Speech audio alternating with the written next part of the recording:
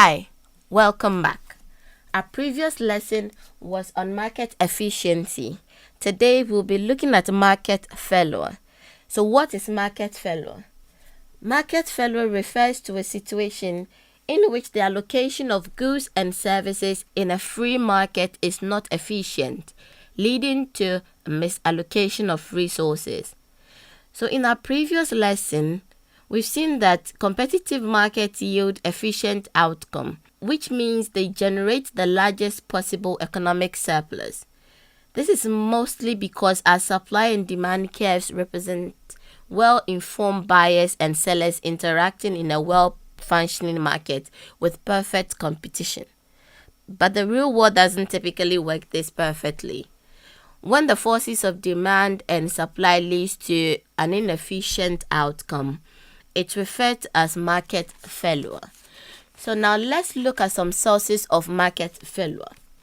The first source of market failure is market power. Remember that one characteristic of perfect competition is that there are many sellers selling identical products. Market power arises when market doesn't meet the perfectly competitive ideal of many sellers selling identical products.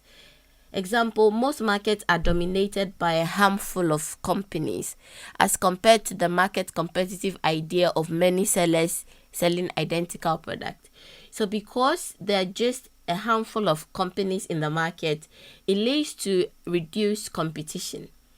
So sellers can take advantage of this reduced competition to sell at higher prices than they would in a competitive market, which leads consumers to buy smaller quantity.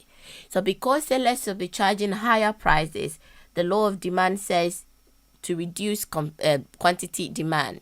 So in a market that with reduced competition, where sellers take advantage and sell and charge higher prices, we have reduced quantity demand in these markets. The result is that market power leads to underproduction, as firms with market power tend to produce less than the efficient quantity. Now, the next source of market failure is externalities. So, what we mean by externality is that when the production or consumption of a good or service affects third parties who are not directly involved in the transaction. So, externality can either be positive or negative. Now, a positive externality occurs when the external effect of a particular economic activity benefits third parties who are not directly involved in the activity. Example, when an individual is vaccinated, they do not only protect themselves from a disease, but they also contribute to the overall reduction of the spread of the disease in the community, benefiting those who might not be directly involved in the vaccination.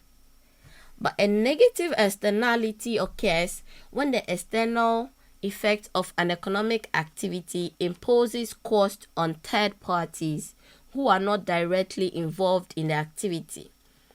Example, the pollution emitted by a factory does not only affect the immediate environment and the health of the workers, but it also has adverse effect on the health of nearby residents who are not part of the production process.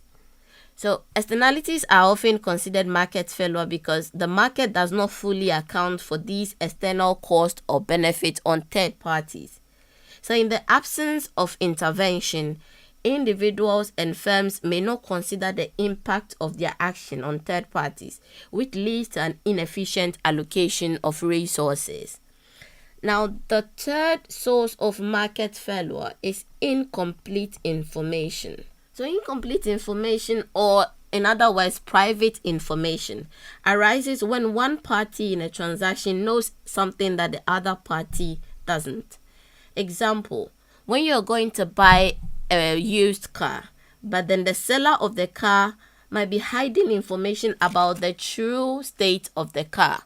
So the seller has an information about the state of the car, but the buyer of the car or the potential buyer doesn't have access to this information then we call this private information or incomplete information. So incomplete information can undermine trust, leading people to buy or sell less than the efficient quantity. So because you do not have all the information regarding the quality of the product, you are not incentivized to buy more of it. So incomplete information will lead to sellers or buyers buying or selling less than the efficient quantity required by the market efficiency. Now, the next source of market failure is irrationality. So we find in economics a lot that we assume that buyers and sellers are rational. So when we say buyers are rational, all we mean is that they seek to maximize their utility by making purchasing decisions that provide the greatest satisfaction given their budget constraint. So we assume that buyers are always out to maximize satisfaction or utility.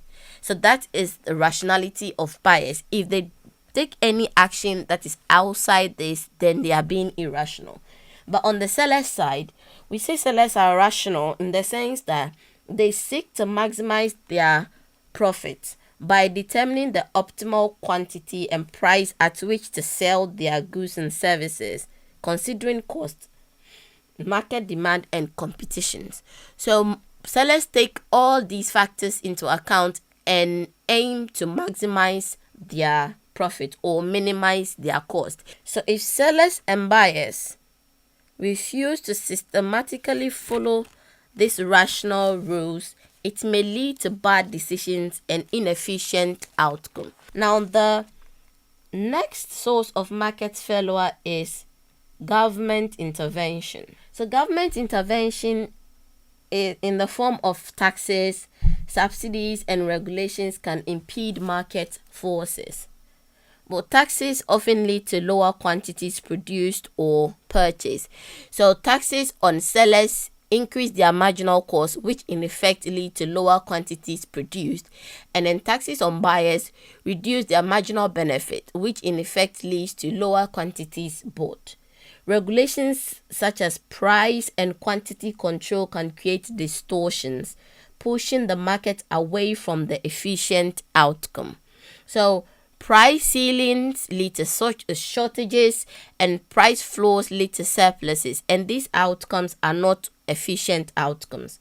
Most of the times, government regulations exist to address the market failures we discussed previously, such as environmental regulations to prevent overpollution. But sometimes government regulations become another source of market failure, even though it may not be the intention of the government.